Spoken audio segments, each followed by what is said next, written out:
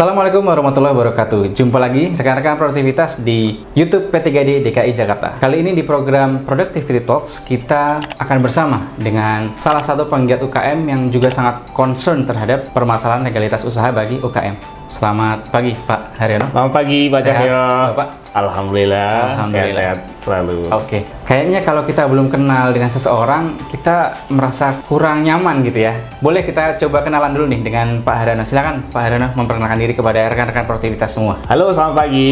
Nama saya Haryono. Saya ada owner dari brand MTH Foods yang berlokasi di Duren 3, Jakarta Selatan. Usahanya kurang lebih produk unggulannya adalah makaroni nampol dengan 9 varian rasa. Oke, berarti Pak Haryono ini punya satu usaha nih, rekan-rekan semua bisa dilihat di sini ya, sebuah makanan cemilan, betul Pak ya? Betul, cemilan. Makanan cemilan yang pedas yang menjadi favorit bagi biasanya masyarakat Indonesia suka yang pedas, betul Pak ya? Betul. Iya. Kita highlight pertama itu memang varian yang pedas. Oke, makanya dinamakan makaroni nampol gitu ya. Iya. Karena kalau makan berasa ditampol gitu ya. Oke. Iya, Pak. Dan ini sudah berapa lama Bapak berkembangnya makaroni nampol atau MTH Foods ini? MTH Foods ini mulai dari tahun 2019 Pak, jadi mungkin dihitung-hitung ini masuk tahun keempat ya, sudah mau mulai menginjak tahun keempat sekarang ini Pak. Oke, sudah menginjak tahun keempat. Iya. Selama menjadi UKM atau menjadi penggiat di UKM Pak ya, apa sih yang membuat berdarah-darah ya dalam membangun satu bisnis atau satu usaha? Silakan Pak. Yang paling sulit sebenarnya adalah memulai langkah pertama. Oke. Karena itu berat, perlu mental yang cukup kuat ketika kita mau terjun untuk bisa buat satu usaha sendiri, kemudian create satu produk. Itu kalau mentalnya nggak kuat ya nggak jadi, pasti patah di tengah jalan. Oke.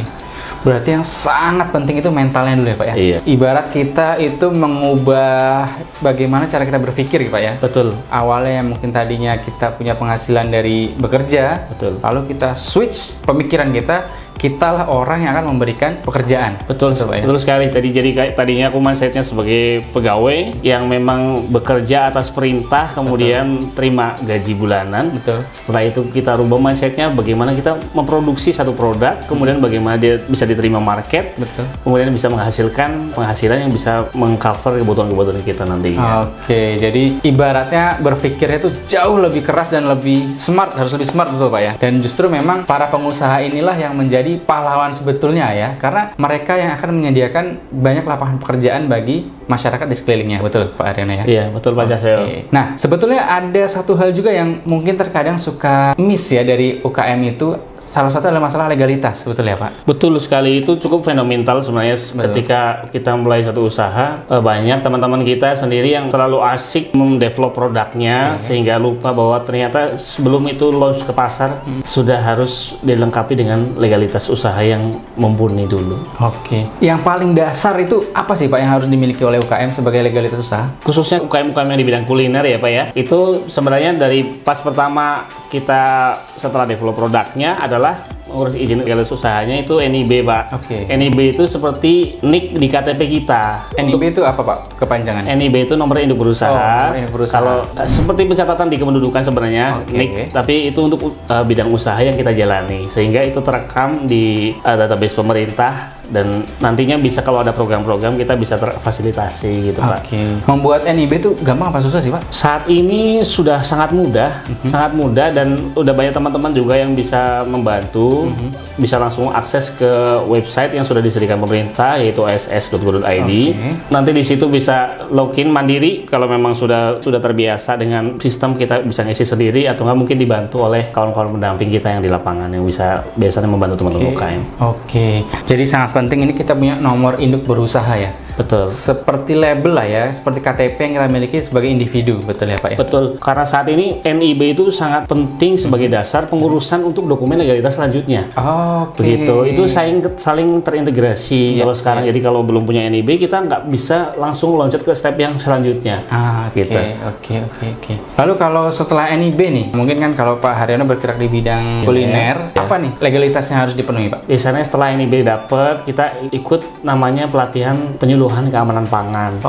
Nah, penyuluhan keamanan pangan ini cukup satu kali diikuti, berlaku secara nasional, bisa digunakan di mana aja, dan itu digunakan sebagai dasar untuk bisa menerbitkan surat izin edar PIRT.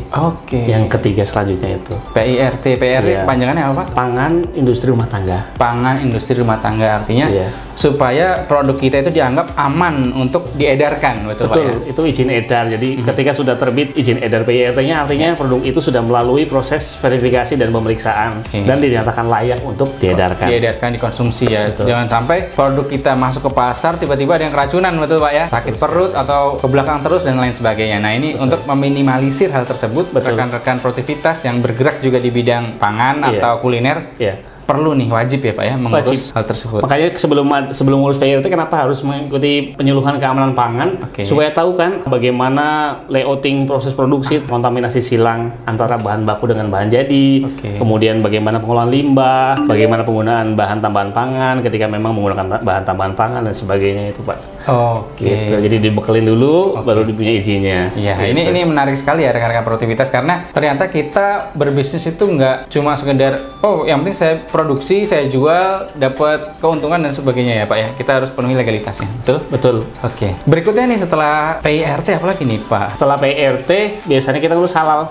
Nah, karena memang masyarakat Indonesia sebagian besar penduduknya adalah beragama Muslim, jadi mereka concern terhadap produk-produk halal. Apalagi Indonesia termasuk negara dengan penduduk Muslim terbesar di dunia. Jadi sebenarnya kalau kita pengusaha kuliner ini mau menjadikan itu sebagai target market, is harus memang ngurus halal. Sehingga produk kita lebih dipercaya. Rasa trust dari customer kepada produk-produk kita akan lebih tinggi lagi. Begitu. Jadi ketika lihat kemasan nih ada logo halal, udah nggak ragu lagi untuk membeli ya Pak ya. Memang kalau kita lihat tren produktivitas, tren masyarakat Indonesia itu mulai sangat concern terhadap produk-produk halal dari sisi makanan, obat-obatan itu sudah mulai meningkat. Jadi buat rekan-rekan produktivitas yang mungkin bergerak di bidang kuliner atau lainnya, coba diurus ya Pak ya. Untuk pengurusan masalah halal itu. Betul. Dan sekarang sangat dipermudah sama pemerintah. Bagaimana tuh Pak? Ada skema namanya self-declare untuk produk-produk yang memang olahan unggas dan juga daging. Itu bisa dibantu oleh pemerintah dengan program fasilitasi yang disediakan pemerintah dan itu gratis. Dan itu ada beberapa program-program reguler juga yang memang cuma kuotanya lebih kecil, itu juga difasilitasi oleh pemerintah. Selebihnya reguler itu berbayar dengan auditornya biasanya kalau nggak dari Sukovindo atau Survey Indonesia gitu yang memang mereka sudah terbiasa mengurusi itu sebelum ada program self-declare dari pemerintah. Baik, ini menarik ya. Tadi ada NIB, PIRT, dan halal. Berikutnya apa nih Pak?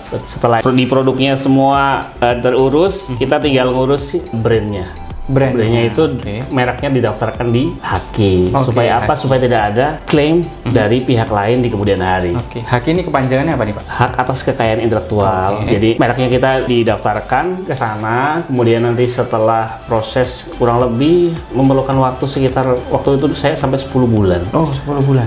Karena nanti dari pendaftaran, kemudian diproses administrasi, pemeriksaan teknis, kemudian kan itu dipublish dulu untuk bisa masyarakat tahu, dan ketika ada brand sejenis yang merasa bahwa ini udah merek saya kok, mereka akan ajuin banding.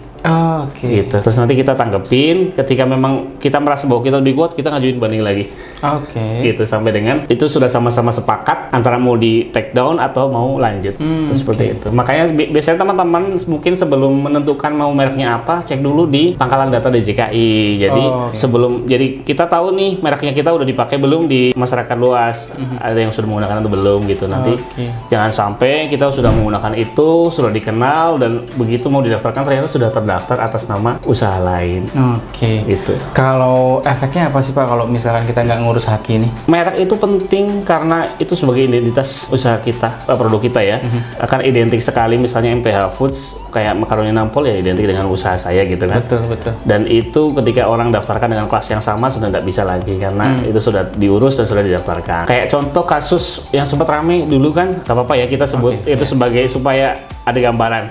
Waktu itu ada kasusnya geprek bensu dan IM geprek bensu. Ketika itu sudah besar, ternyata kan ada yang klaim bahwa ini saya yang duluan. Dan akhirnya itu kita untuk menghindari hal-hal yang seperti itu, dan itu akan makan waktu, energi, biaya yang besar. Ketika nanti sudah besar namanya, kita jangan hanya berpikir saat ini aja, tapi kan ke depan bukan tidak mungkin usaha kita akan menjadi usaha yang besar, dan kemudian ketika itu tidak diurus akan menjadi ancaman yang maksudnya akan nanti mengganggu proses pertumbuhan usaha kita. Betul. Jadi memang membuat brand itu kan tidak instan ya Pak ya. Bahkan membuat mie instan pun nggak instan sebenarnya kan, karena kita harus masak dan sebagainya. Dan brand yang sudah kita buat mungkin 2-3 tahun sudah dikenal oleh pasar, tiba-tiba diklaim orang lain, itu bisa menghancurkan bisnis kita. Dan kita harus mulai lagi dari awal lagi. Kita mulai dari nol harus lagi. Branding lagi, dan itu memakan waktu. Cost-nya tinggi. Betul, sangat tinggi sekali. Jadi rekan produktivitas jangan lupa diurus juga hatinya ya, karena hak atas kekayaan intelektual itu sangat penting supaya bisnis kita bisa berkembang. Seperti tadi yang disampaikan Pak Haryono, seorang pengusaha itu harus visioner, betul Pak ya? Betul. Dia tidak hanya berpikir saat ini, dia harus berpikir bahwa usaha saya kelak akan berkembang lebih besar. Jangan sampai ketika sudah besar, kita digoyang oleh sesuatu yang sebetulnya tidak terlalu signifikan Pak ya, kalau sudah diurus di awal. Tapi karena kita mungkin tidak mengurus atau belum tahu, sehingga malah terjadi permasalahan yang mengganggu bisnis dan usaha kita. Lalu berikutnya, sebetulnya apa sih Pak yang membuat UKM itu kok masih banyak gitu ya, yang masih belum punya legalitas yang memadai? Sebenarnya kalau dulu mungkin agak sulit karena rantai prosesnya panjang ya. Kan setelah turun Undang-Undang Cipta Kerja itu semuanya dipangkas dan sekarang akan lebih praktis, sudah terintegrasi di satu sistem yang sama. Hanya mungkin butuh sedikit waktu untuk fokus dan konsentrasi menyelesaikan dokumen-dokumen yang harus diisi, itu aja sebenarnya sih ya. Karena teman-teman biasanya kan kalau udah urusannya dengan dokumen, kemudian ngisi-ngisi form itu kayak agak sedikit malas gitu biasanya sebenarnya sih. Ribet gitulah ya. Mungkin mereka sudah tersita waktunya untuk produksi dan sebagainya, sehingga buat ngisi-ngisi kayak aduh, mungkin energinya nggak cukup banyak. Tapi sebenarnya itu lebih baik kita dari awal sedikit ribet, tapi nanti udah beres tinggal lari kenceng daripada lari dulu tapi ternyata pondasinya belum kuat. Nah itu Pak. Ya betul. Jadi memang itu untuk mengamankan ya Pak ya. Untuk mengamankan semuanya. Betul, mengamankan supaya bisnis kita itu bisa terus berkembang, melaju tanpa ada hambatan-hambatan yang berarti. Betul. Itu Pak ya. Kita minimalisir sekali hambatan-hambatannya, terus lawan perbaikan. Betul sih. Sehingga kita ke depannya bisa lebih memikirkan bagaimana mengembangkan produk, bagaimana mungkin kita bisa merambah ke bisnis yang lain dan sebagainya. Betul. Jadi fondasinya memang harus diselesaikan dulu nih rekan-rekan produktivitas semua. Nah, lalu kalau menurut Pak Haryono nih, dari keseluruhan proses legalitas itu sebetulnya apa yang paling sulit ya, atau kendala apa sih yang selama ini dirasakan? Mengurus legalitas, saya rasa selama kita bisa berjejaring dengan baik. Kemudian ketika ada informasi yang masuk kita pelajari, terus kita telaah. Ketika ada yang nggak paham, kita tanyakan pada ahlinya. Oke. Gitu. Saya rasa nggak ada yang sulit sih. Nggak ada yang sulit ya. Hanya itu tadi, perlu sedikit waktu untuk meluangkan dan fokus untuk nyelesain itu. Oke, jadi memang harus ada effort yang dikeluarkan rekan-rekan produktivitas semua, dan memang jangan berpikir ini kok sulit, ribet. Betul. Tapi ini adalah justru bekal buat kita semua supaya bisnis kita nih bisa melaju dengan cepat berikutnya. Betul ya Pak? Iya, betul Pak Cahyo. Nah, selain dari itu, sebetulnya Pak Haryono ini juga ikut terlibat dalam Jakpreneur, betul Pak ya? Betul, saya masuk di Jakpreneur tahun 2019 ya. Waktu itu masih DPE sih. Waktu itu sebelumnya ada OKOC, kemudian masuk di DPE. Setelah itu terus menjadi itu diadopsi jadi program pemerintah. Masuk Jakpreneur, kita masuk di Jakpreneur. Oke. Selama Jakpreneur itu apa saja sih Pak yang dilakukan dan dirasakan oleh Pak Haryono? Di Jakpreneur sendiri banyak pelatihan-pelatihan yang diberikan, mulai dari awal bagaimana kita produksi, yang belum punya produk dikasih pelatihan-pelatihan untuk meng-create produknya. Mungkin nggak sama persis, tapi itu bisa jadi inspirasi ketika misalnya belum kepikiran mau produksi apa sih. Nah, kita terima banyak pelatihan-pelatihan kayak memasak, terus ketemu chef profesional juga untuk bisa konsultasi gitu kan. Kemudian perizinan berusaha juga dari Jakpreneur itu sendiri banyak membantu untuk memproses perizinan berusaha. Lalu kita diakseskan ke pasarnya juga, dibantu. Kemudian terakhir permodalan.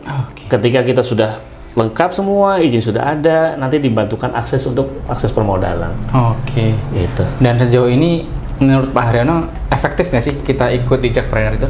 Ya pasti banyak hal yang kita dapat, ilmu, teman, jaringan yang paling bagus. Oke. Iya. Ya ini ingin sedikit saya highlight ya rekan-rekan produktivitas semua. Bagi rekan-rekan yang memang bergerak di bidang UKM, jejaring itu sangat penting, betul ya? Betul sekali. Karena kalau perusahaan besar itu dia modalnya kapital yang besar, tapi kalau UKM itu modalnya ada jejaring yang kuat. Betul. Saya nih sampai sekarang kemana-mana saya pergi, saya selalu bawa produk, saya selalu bawa kartu nama. Oke. Jadi ketemu orang baru, kita tawarin produk, kalaupun enggak kita kasih kartu nama. Sehingga mungkin nggak kepikiran hari itu dia mau beli, dia udah punya kontaknya, dia bisa nanya-nanya. Ya, betul. Gitu. Betul sekali. Jadi salah satu cara membranding produk kita adalah dengan berjejaring yang luas itu rekan-rekan produktivitas ya. Iya. Dan berikutnya kemarin sempat ikut pelatihan di P3D ya Pak Haryono ya. Betul. Ada 2 sisi pelatihan besar yang saya ikut. Yang pertama adalah peningkatan produktivitas dan penerapan 5R. Ya. Yang kedua adalah bimbingan konsultasi. Oke. Waktu itu presentasi di Hotel Ibis. Oke. Apa sih yang dirasakan setelah mengikuti pelatihan dan bimbingan konsultasi di P3D Pak Haryono? Setelah saya ikut sesi pelatihan peningkatan produktivitas dan bimbingan konsultasi, alhamdulillah sekarang bisnis jauh lebih tertata. Oke. Layout di rumah yang tadinya kecil dan berantakan itu jauh lebih tertata, sudah ada layoutnya, sudah tertata dan kemudian dikasih label untuk tempat produksi, kemudian area untuk packing, kemudian area untuk penyimpanan bahan baku, kemudian ada area untuk gudang, sama area untuk kantor yang buat dokumen invoice dan sebagainya, surat menyurat gitu. Berarti setelah mengikuti pelatihan dan BIMKON itu dirasa efektif nggak sih Pak pelatihan dan BIMKON itu? Sangat bagus, sangat bermanfaat sekali. Semua ilmu sebenarnya sangat bermanfaat ketika kita mau praktekkan itu dan konsisten dijalankan. Iya, betul. Betul, karena ilmu apapun kalau hanya sebatas lewat ya nggak akan jadi apa-apa. Tapi walaupun sedikit, ketika itu secara konsisten dan continue dipraktekkan, insya Allah akan menjadi sesuatu. Ini lagi yang ingin saya highlight rekan-rekan produktivitas semua, bahwa kita kalau di sisi produktivitas itu harus konsisten, continue walaupun sedikit demi sedikit, yang biasanya kita sebut dengan kaizen rekan-rekan semua. Jadi betul sekali apa tadi disampaikan oleh Pak Haryono, ilmu yang sudah kita peroleh itu harus diaplikasikan, betul Pak ya? Betul. Jangan dianggurin gitu ya, sudah dapat ilmu begitu banyak, simpen aja, cuma disimpan dan nggak dilakukan, betul Pak ya? Akhirnya betul. Ya sudah, menguap, lupa, dan tidak terjadi apa-apa, merasa itu pelatihan kemarin kok nggak ada gunanya. Bukan nggak ada gunanya, tapi karena memang tidak kita aplikasikan di tempat usaha kita. Betul sekali Pak Cahyo. Oke. Lalu mungkin terakhir nih Pak Haryono, apa sih pesan untuk rekan-rekan UKM dan rekan-rekan produktivitas di Provinsi DKI Jakarta kira-kira? Kalau dari saya, berdasarkan apa yang sudah saya alami selama ini, bahwa legalitas usaha itu adalah pondasi yang sangat penting. Itu untuk kita harus bisa mengurus itu. Selain daripada tentu saja produk development, untuk apa produk yang kita mau pasarkan nantinya, bahwa legalitas usaha itu harus diurus semuanya. Kemudian langkah kecil tapi secara kontinu dijalankan itu jauh lebih baik daripada mimpi besar yang tidak menjadi apa-apa. Oke, mimpi besar yang kita tidak bangun-bangun dari mimpi itu, betul Pak ya? Karena tidak kita laksanakan.